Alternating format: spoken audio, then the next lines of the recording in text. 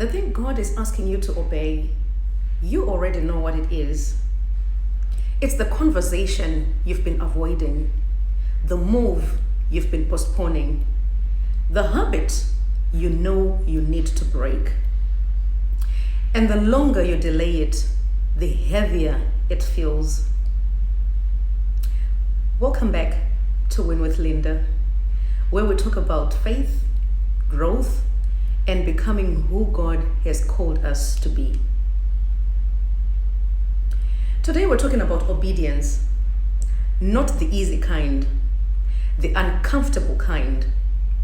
Because delayed obedience doesn't remove the assignment. It only removes your peace. You see, there's a difference between not hearing God and hearing Him clearly, but hoping He changes His mind.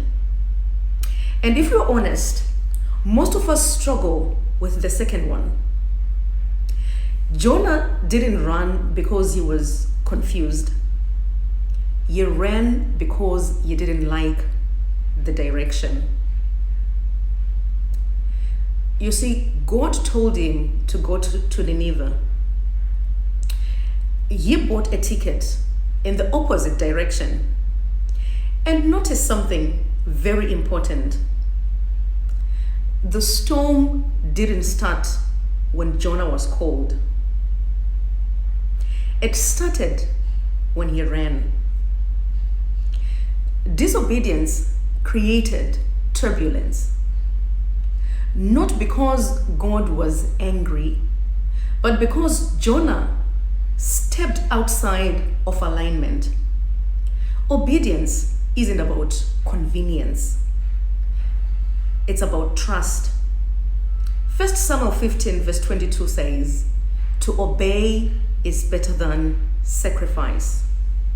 That means God values surrendered hearts more than religious performance.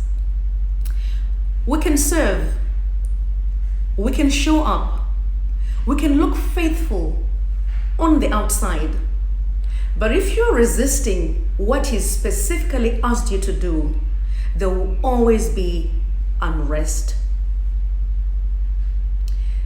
Sometimes the anxiety we're praying away is connected to the instruction we're avoiding. Obedience may cost our comfort, but disobedience costs clarity, momentum, and peace. And here's the truth. Disobedience doesn't cancel God's plan. Jonah still ended up in Nineveh. It just took a storm and a detour to get there. Contrast this with Abraham in Genesis chapter 12. God said, "Go." No map, no full explanation, just go. And Abraham went. And scripture says in Genesis 15 verse 6 that Abraham believed God and it was credited to him as righteousness. Obedience activates alignment. If there's something God has been nudging you about, don't ignore it.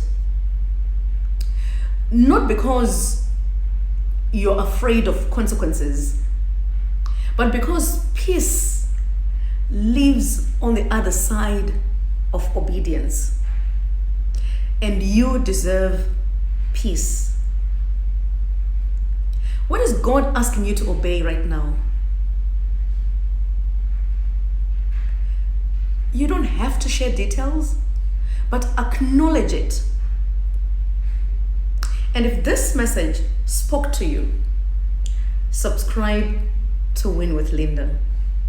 We are choosing alignment over avoidance here. Till next time, stay blessed.